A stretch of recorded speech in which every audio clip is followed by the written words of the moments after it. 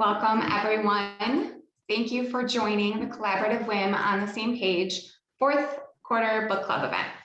I'm Christine Tinker, CFA and Senior Equity Portfolio Manager at Northern Trust Asset Management, co-chair of CFA Society Chicago for 3 years, and co-founder of Collaborative WIM. So for anyone who hasn't joined a Collaborative WIM book club event yet, we have a fun and interactive session ahead of us today discussing the book Reach and hearing from and speaking directly with the author himself, Andy Molinsky. We are a global network, so we were fortunate to have the CFA Society Istanbul host an event earlier today for CWIM book club participants in the EMEA region. And the time really flew by. We had a great discussion. So I want to sincerely thank our hosts for this session, CFA Society Edmonton, who have been awesome to work with. And I'll hand it over to you, Valerie, to introduce yourself, your team, and say a few words. Thank you very much, Christine. Welcome, everyone, and thank you for joining us today for CFA Society Edmonton's first On the Same Page book club event. A big thank you to yourself, Christine, and all the team at Collaborative WIM for including our society in. My name is Valerie Gibbs, and I am a member of the CFA Society Edmonton's Board of Director. I'm also an investment counselor with RBC PH&N Investment Council. And thank you. I want to say thank you to the team at CFA Society Edmonton for really putting this event together, helping us promote today's event. I had the pleasure of reading Andy's book prior to today. And I very much look forward to hearing more about some of the strategy he shares in his book around stepping outside your comfort zone. I really like the angle he took. So again, thank you very much to Collaborative WIM, all the team. Very much look forward to today's event. And Christine, back to you. Likewise, Valerie, and thanks so much to you and CFA Society Edmonton for your support. So a brief overview of the agenda for today. We'll spend about 30 minutes in breakout rooms, networking, and talking about Andy's book, Reach, and some of the concepts covered. And if you haven't read it, don't worry, your participation is still encouraged, and our facilitators will provide some helpful context and background. We'll then come back to the main session for about 30 minutes of live Q&A with Andy. And we do ask that you update your name on Zoom to your full name and add your affiliation group as well. And also to please unmute and turn on the cameras in the breakout rooms to help make this a little more inclusive and worthwhile for everyone. And to break the ice a bit, we have a brief polling question. This is anonymous to get a feel for kind of just the relevancy of today's discussion topic. So don't hold back. The question is, how often do you find yourself resisting the need to get out of your comfort zone? Okay, so we have kind of an even distribution of responses. So if you responded every day or not at all, I mean, for any of these responses, you're not alone, but it's obvious that just kind of many of us are familiar with that feeling of needing to leap out of our comfort zones, and rather often, actually. Some of you today might even be feeling that way about this interactive event. Myself, being spotlighted on Zoom is certainly not within my own comfort zone, but I decided to take the leap anyways in the spirit of today's discussion. So let's get to it. We're going to break off into facilitated breakout room discussions for about 30 minutes or so before returning back to the main room to chat with Andy. So please stand by.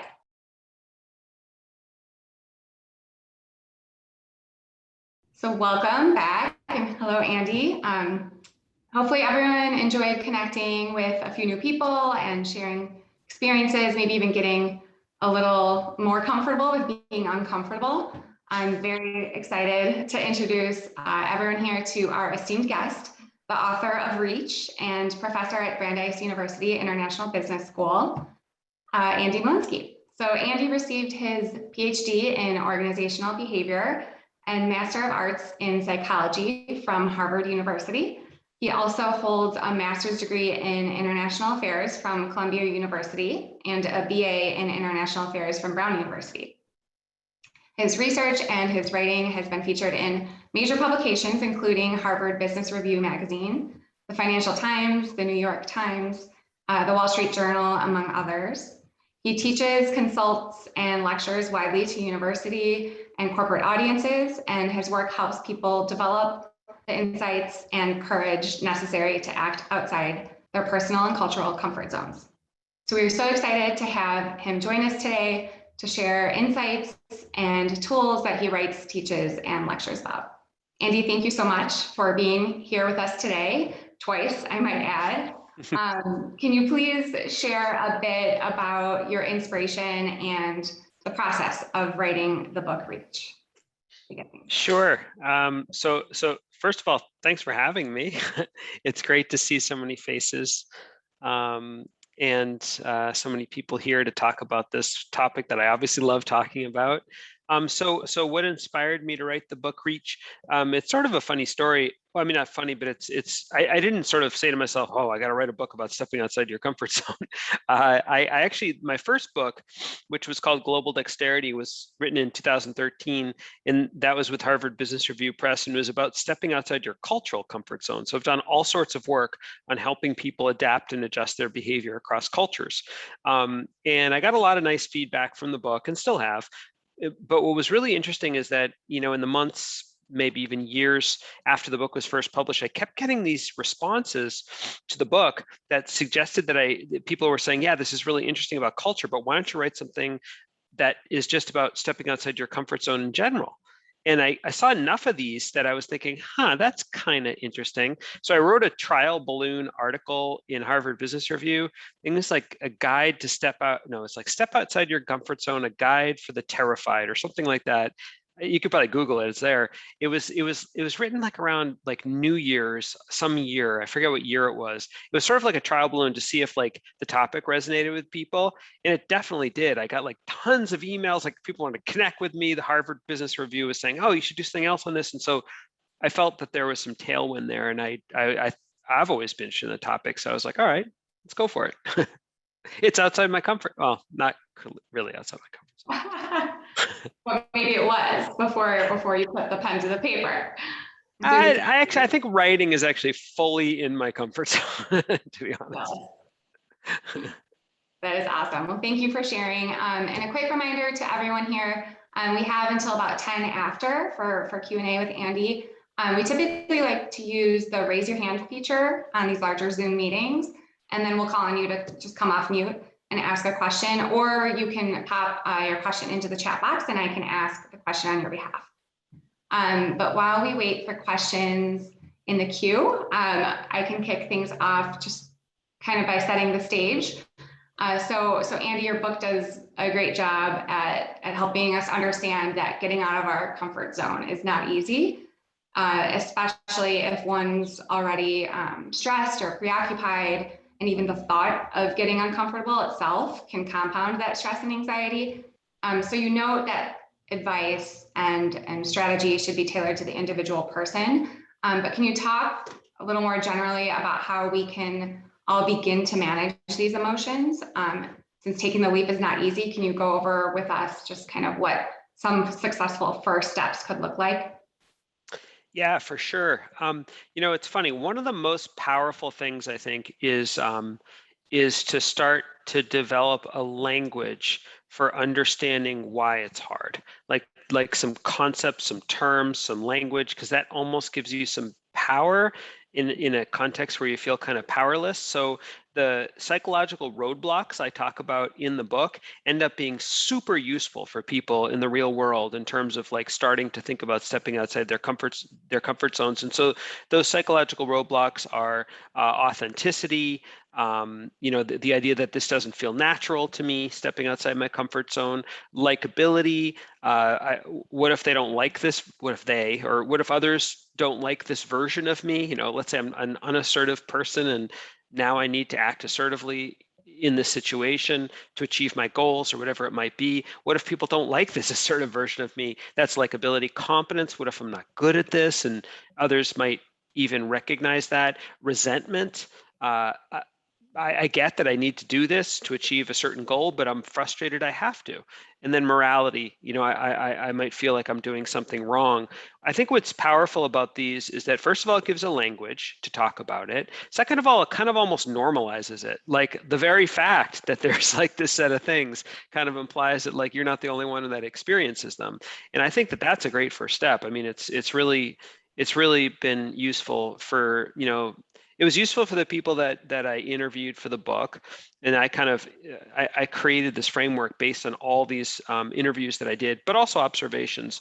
But now I've more prospectively worked with people in terms of training and coaching using these tools, and it's been really, really successful. Awesome. Yeah, I agree. And we talked a little bit about that in our breakout session, just kind of normalizing, maybe accepting some of these emotions that you're feeling before getting started to get uncomfortable can be really, really tough to get past and can almost like cause paralysis. So we talked a little bit about that. We talked about resentment in particular. So thank you for sharing that. Looks like we have a question or several questions coming in already, which is awesome. So Julie from Brandeis, she's asking, there's a celebrity who espouses the escape to the restroom for a few minutes of respite at group events. She thinks it's Emma Watson. Yes. Okay. Oh, sorry, that wasn't a question. She's just pointing out.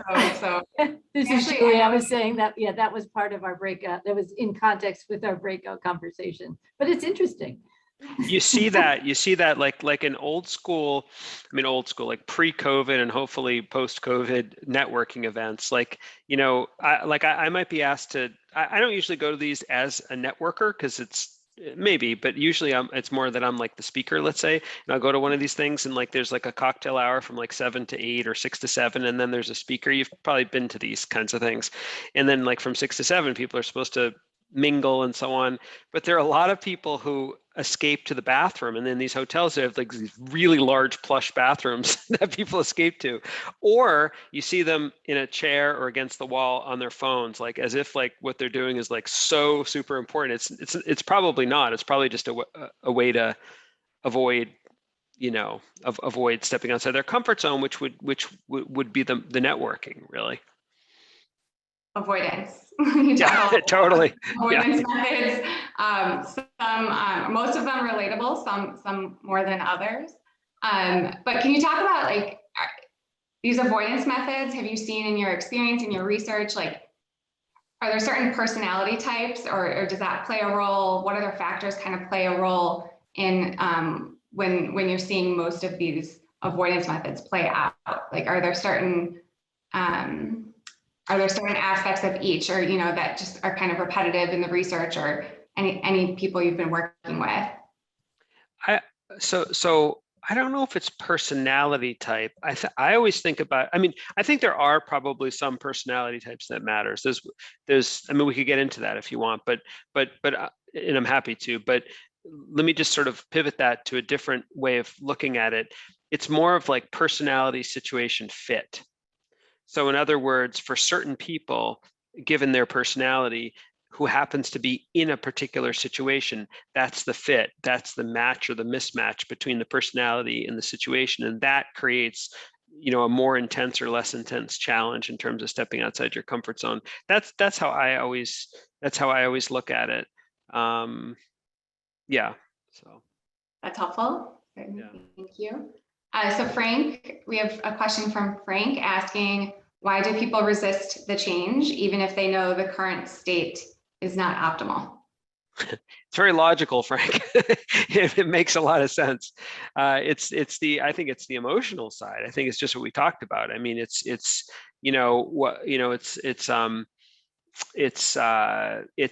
the emotional reaction that causes that fight or flight reaction to sort of self-protect. And instead, like the motivation to self-protect, to protect yourself from these really uncomfortable emotions, sort of supersedes any anticipated goal that you could possibly achieve. So you just want to get out of there. You want to get that relief. that comes from avoidance. Of course, it's short-sighted in some ways. All of us do it. I do it too.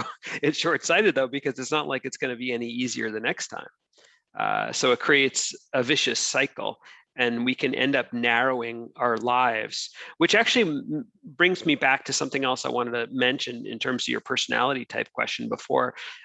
I was going to say, it's not say always personality types.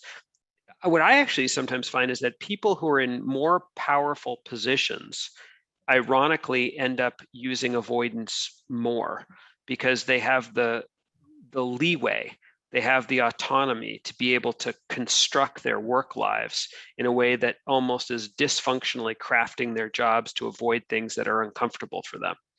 And there's stories of CEOs who just don't do certain things, or they pass the buck to others to do those things, and it's all under the guise of, they don't talk about it, but the people who are the most intimately familiar with their lives and the challenges that they face know that. And I think it's really interesting. I mean, it's no surprise.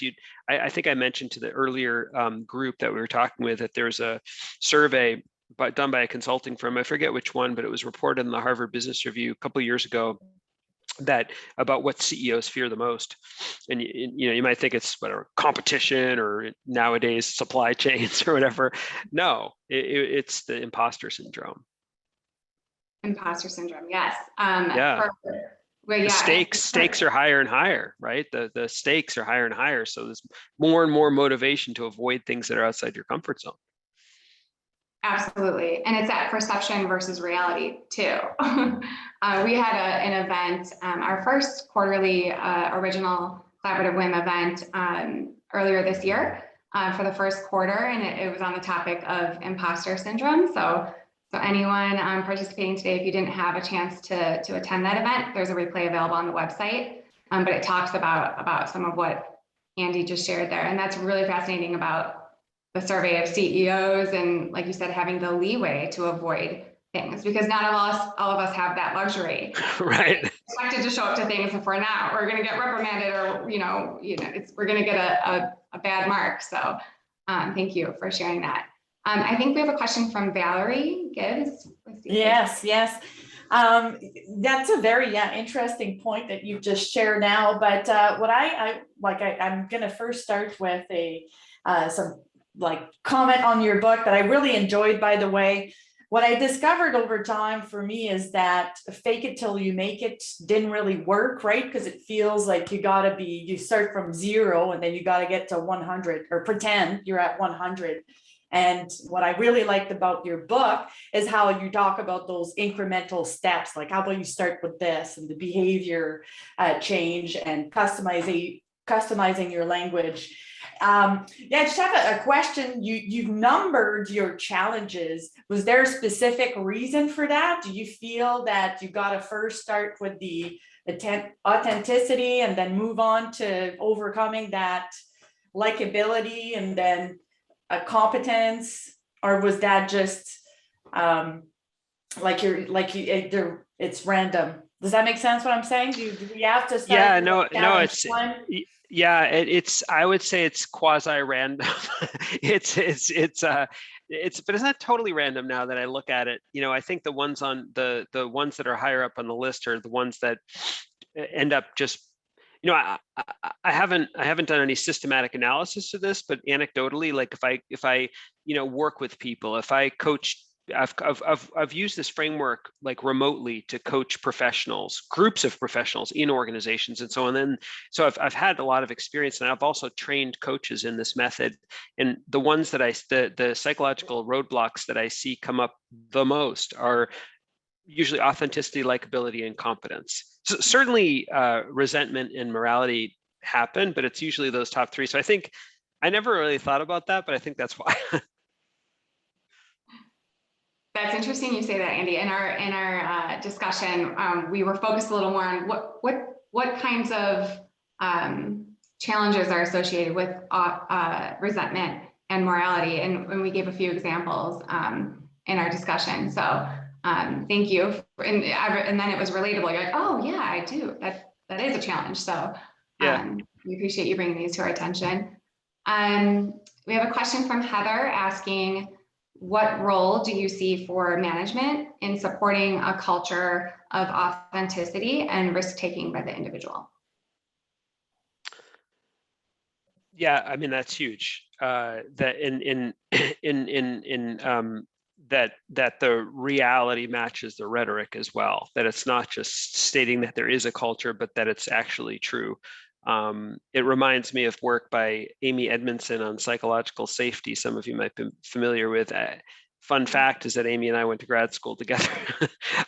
She was about 5 years ahead of me, but I was when I was in my first year of grad school, she was just finishing, and I was her research assistant on the original work on psychological safety. So I'm very familiar with it. Yeah, it reminds me a little bit of that. I think it's really important. Now the risk taking. So I mean, risk taking. There are a lot of ways to think about risk taking. So like some companies, suggest or encourage people to dedicate a certain percentage of their time to moonshots. I forget, is it Google or Apple or one of the big tech companies does that, which you could imagine that that's sort of more strategic business risk taking. But I think interpersonal risk taking is what we're talking about, interpersonal risk taking. And that, I would also say that what I found when I was doing collaborating on that original research on psychological safety, what we found actually is that it's not necessarily what the organization does, even though that's really important. It's the way that what the organization says gets actually enacted in the local team or the local group or the local unit. I think that's what's really critical, so that the local leader becomes super important for that. That's my impression. Of course, the very top is important too, but for it to trickle down, I think that more local leadership is so critical. And that accountability is so important too. And it's not always instilled, right? So there's some psychological and behavioral challenges within organizations, which you're definitely focused on. So, and Christine, the other thing is that it might be outside a local leader's comfort zone not to micromanage and to give people autonomy. In fact, I remember I was doing a panel in some training at Dell, the company Dell in Texas, several years ago, and we did a panel of senior executives talking about reach and stepping outside your comfort zone. And I asked these senior executives, very experienced people, I was like, "What's outside your comfort zone?" And the first guy was like, "Micromanaging." It's so hard for me not to micromanage. It is so hard for me to let go. But doing that, I think, is part of what contributes to this type of culture, right? So there, I think that's where you weave in the comfort zone element as well. And that honesty and self-awareness is so important to recognize that, what's comfortable or uncomfortable for you and where you need to change. Thank you for sharing that.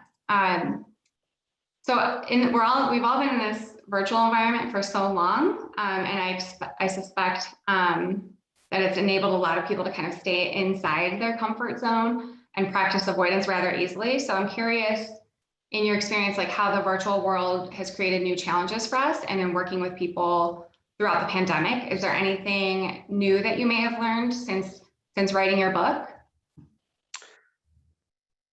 Yeah, it's really interesting. I think a lot about this. I mean, in terms of, I think it's made some things that were outside people's comfort zones more legitimate to do. So in other words, if you're afraid of networking, I don't know, if you're afraid of networking in person and it's more intimidating, doing it over Zoom, there might be, you could wear sweatpants in a formal shirt or something like that. Like there is that level of like, it's an alternative, now legitimate mode to escape something in the other mode, the in-person mode, that might have been outside your comfort zone. So I think there are situations like that. I also, though, think that there are challenges, of course, to the virtual side. I mean, I remember I was talking to the earlier group about the challenges that I faced when I first started teaching and trying to create a sense of like intimacy and community in a group of people virtually, which I had never done before. And I think we're all probably better at it now. Was it outside my comfort zone? It was certainly outside my skill set. I don't know if it was outside my comfort zone per se, but I suspect it might be outside certain people's comfort zones for sure. So there's that whole world of sort of digital engagement, digital interaction that very well could be outside of people's comfort zones. I do think that I've been thinking a lot about this in general, and I sort of feel like this virtual mode is here to stay. I mean, we're going to be flipping between modes. There will be an in-person mode, of course. There'll be a virtual mode, and I sort of feel like those modes we keep going, and we'll have to sort of enhance our skill set to be able to function and flip and code switch back and forth. Definitely, like adapting to that hybrid environment. It's funny, we have some people back in the office within my company, but they're the ones that don't have their cameras on because they're not set up at their desks for it. I was like, so what's the rush to all get back if half of us are going to be home like for the long run and we still can't see each other? Why don't we all just stay home so we can at least see each other? So, totally understand that. And I was just thinking of another thing about comfort zones.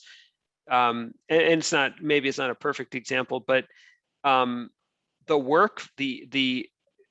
work family dynamic changes a lot when you're at home. Like if I'm doing a talk and I have my two dogs, I have an 8-year-old dog and a 10-month-old puppy. Yes, I got a pandemic puppy.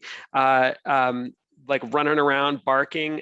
Luckily, my kids are 15 and 17, but if they were 5 and 7, like, I don't know. Like, so, and you're trying to do that while staying professional, I think that's a comfort zone challenge for a lot of people. Absolutely can relate to that. You never know what's going to happen or how you might be embarrassed. Right, exactly. Right. So we have a question from Ajit with CFA Society Edmonton. Thank you. In our breakout room, we were discussing about different tactics which we use to get out of the comfort zone. Favorite t-shirt or jersey, going through the mobile and seeing the family pictures, something like that. So would you like to suggest any mental exercises one can follow to get out of the comfort zone? Or how can we train our minds? Okay, this is the time we can get out of the comfort zone. So, Ajit, I actually couldn't hear the examples you gave. I don't know if anyone else couldn't hear that. Maybe you could just repeat the examples just so I can understand the kinds of things you're talking about. Examples like wearing favorite t-shirt when I wanted to face challenging moment, and one of our break, like she looks into the mobile and the family pictures, so that gives her some, okay, this is the time and I can go. That courage, yeah. Courage, yeah. So would you like to suggest few things where we can train our mind? Yeah, so in my book Reach, the things that you're talking about, I call customization, like ways that you can sort of like tweak little things you can do to try to slightly adjust the way that you do a task. So you talked about looking at someone's phone to feel that sense of connection to their family. Some people might have a picture of their family. I used to wear a ring. I don't wear it anymore, but I think I talked about it in the book. I used to wear a ring that symbolized courage for me when I was afraid of public speaking. The stone in the ring happens to be a stone that my great uncle found in the South Pacific in World War II when he was in his early 20s, and he came back, made it into a ring, and I inherited the ring, and it started to represent courage for me. And I was thinking, gosh, if I'm afraid of public speaking, look what he did when he was in his early 20s. He went off and did all these things, and I started wearing it, and it wasn't like a magic power, like a Marvel superhero or something, but it did give me like that little, I don't know, that little boost in a sense, just like your favorite T-shirt. I know someone who wears a bracelet that she calls her fierce bracelet, and she wears it, and whenever she has to do something that's, like she's gonna have to step outside her comfort zone. So I mean, there are a variety of things like that, and I would also put in the category the ways that you can sort of in a way sometimes choreograph how you're gonna do something, when you're going to do it, the timing, how you're going to do it, maybe your words, maybe your body language, maybe the context that you're going to set up if you have autonomy to set it up. There's sort of like a variety of subtle little ways that you can do it to make yourself feel a little bit more it could be about getting more courage, but it could also be about feeling a little bit more authentic too, that you're a little bit more yourself. So those are some things that I might suggest. Thanks. I personally love these examples, which are unique to everybody, but it can trigger some ideas for each of us. And like with the work you're doing, you've seen so many different comfort zone challenges and successes throughout your career. And in your book, you highlight a variety of those to kind of drive home the point that we are not alone, and to encourage your readers. So I'm hoping, can you give some of your favorite examples of successful people struggling with confidence and feeling like imposters, and maybe elaborate on the theme of reality versus perception as it relates to comfort zones? I think you might even have some internet meme references as examples of how the internet can distort reality. Yeah, okay, so let's start there. The internet does, I think it distorts reality. I think there's something to I mean, if you Google comfort zone on the internet, you're going to see people jumping out of planes and fish jumping out of bowls, and probably an image of, like, you know, where the magic happens and comfort zone, and clearly a gap between the two of them. So the implication being that, you know, the magic's not going to happen in your comfort zone. So like the internet doesn't like comfort zones. It's like, get out of your comfort zone.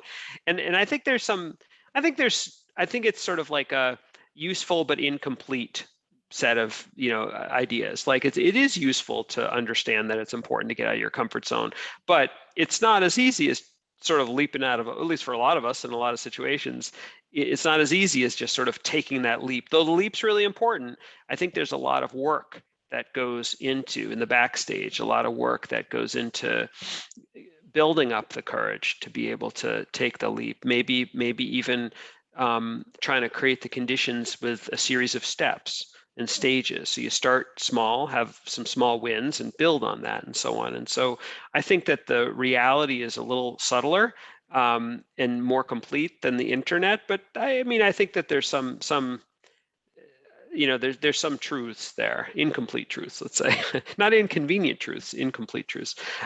So I would say that in terms of stories, oh my gosh, there's so many. I mean, what do we want to talk about? Like, I'll tell you one. Okay, here's one. One of my favorite stories is a woman, Annie Harris, in the book, who works for a high net worth investment firm that you know, caters to high net worth individuals, and she's sort of works on the relationship side, and she's trying to cultivate clients. And part of the protocol at the firm is for her to go to these client meetings with a portfolio manager. And this portfolio manager ended up being a real jerk. He was demeaning. He was just a jerk. He would sort of minimize the importance of what she said. She might prep him about certain client needs and interests, and he would dismiss it, and then he would embarrass her. And it was just awful. And she needed to sort of stand up to him and tell him off. But it was really hard for her to do it. She didn't feel authentic in that role of being sort of assertive, standing up for herself. She was a really modest, unassertive, even quasi-shy person. She worried in some ways that he, even though she knew it didn't make sense, but she worried that he would not like her. He would hate her, like, you know, seeing her in this way. She didn't know if she could pull it off. She felt resentful about the fact that she had to do it in the first place. Like, you know, a whole slew of the psychological roadblocks. She ultimately got the courage to do it, and she used a lot of these tools that we're talking about, these strategies. I remember her telling me, like, talk about body language. She said, you know, I rehearsed it, I practiced, I walked up and down the halls with my executive walk. Like, and I was like, what's that? And she's like, boom, boom, boom. And then she like goes over to his door, and like, she says, I just opened his door. Like, in other words, she didn't knock and say, excuse me, Rick, can I come in? She's like, open the door. And like, you know, it's like she scripted out a bit of not every word, you can't script out every word because conversations are spontaneous, but she scripted out some keywords and so on and so forth. And she used conviction to remind herself, to have some tailwind, psychologically have some tailwind at her back, to remind herself why this was important for her to do. Really important. You know what I mean? Like, all these things. So she's creating the conditions for her to have success. Is she necessarily definitely going to have success? No, but she's putting all these you know, all these conditions into place to increase the odds, and she did it. So I love that story. I love it too. Yeah. So increasing the odds and increasing her confidence and taking baby steps to get there. I mean, yeah. Really do. Thank you. I think we'll do one more question from Valerie. Yeah, sure. Yeah, one of the story I really liked, and it was this lady that had, like, I think a math and something else economics degree, and she was she needed to be more assertive in the workplace, and you talked how she took, like, so we very much bring to the workplace some of the things we learned culturally and in our homes growing up, right? All those stories we bring to the workplace and forms, I guess, how we behave. But there's something else I'd love for you to talk more about. And you share in your book that, you know, as you, like, so for example, we don't want to step outside of our comfort zone like this one time, right? And it leads to stress. But over time, the more time we say no, and we don't step outside that comfort zone, you kind of speak to the fact that it compounds and leads to stress over time, long term. Like, do you want to discuss this a little more? Sure. Yeah, it's like I call it like a sort of a vicious cycle of avoidance. You know, you avoid something that's outside your comfort zone, and there's always a sort of a payoff to avoidance, and the payoff is the relief that you get from not having to do whatever it is. The problem is that that's short term, because over time, if you encounter that same situation again, it's going to be even scarier. Like, you're afraid of a snake, you avoid the snake, you're like, I don't have to deal with a snake. Next time you encounter a snake, it's going to be, you know, probably even harder. And if you keep doing that, it's going to be that snake will, in your mind even, will become even scarier. Now, substitute snake with any situation that you're talking about, and you get into that vicious cycle. And the goal of my book and my work and all the stuff that I do around comfort zones is to try to help people break that cycle. And that's why I think the tools I talk about in the book, that really came from people's experiences and stories. I mean, it's not, I didn't create them. I developed the ideas, but the ideas were ideas that people were using. And the idea of customization, of conviction, of clarity, if you read the book. And the point of these tools, they're not like magic. They're not like snap your fingers and, oh my gosh, everything's great. But what they are is if door number one is to avoid the situation, door number two is to give it a shot, try it. These tactics nudge you to door number two. And when you get to door number two and you actually try something, what's kind of amazing, and I hear it time and time again, is that now I'm all just like waiting for it, is that people are like, hey, that actually wasn't as hard as I thought it was. Or I actually was a little bit better than I thought I'd be in this, which in that, I would characterize that as learning and self-discovery. But the thing is that if you're avoiding, you will never have learning and self-discovery, like literally. And so what's so powerful about the learning and self-discovery is that it breaks the chain we talked about, because it increases the odds that you're going to choose door number two again. You know, and then that gets you onto a very different spiral. It's not that vicious spiral of avoidance, but it's more of like a virtuous, positive spiral of sort of building confidence and self-efficacy and so on. And that's like the critical piece of the book. And so that's how I would describe that. I love it. Thank you. Sometimes that nudge could be so important. And thank you, Andy, for writing your book and for sharing all of these techniques and tools and just stories of people who had to kind of really push themselves to open that door number two. I wish we had more time, but it's such important work that you're doing, and we really, really appreciate you being here, taking the time to share your wisdom with us and answer some questions. We're so grateful for your and for Brandeis University's support of Collaborative WIM. And thank you to everyone for participating today. But before we go, we have a quick polling question to get anonymous feedback, and then a couple closing remarks. Please just take a moment to respond to the following question when you see it on your screen. And as always, we welcome more elaborate feedback and your valuable input. So please feel free to email us anytime at team@collaborativewim.com. And hopefully you all saw our weekly newsletter. It's distributed just yesterday. It elaborates on collaborative WIM volunteer opportunities and announces our fourth quarter collaborative WIM original event coming up on November 18th. It'll be hosted by CFA Society New York. It will be Collaborative WIM in partnership with Schroders presenting the 2022 Outlook for Female Leaders. It's going to be an all-star lineup of prominent female leaders sharing their experiences and elaborating on their advice for ensuring that the future of finance is more equitable. So we hope you'll all join us. We think you won't want to miss it. Thank you again for being here today. Hope to see you soon.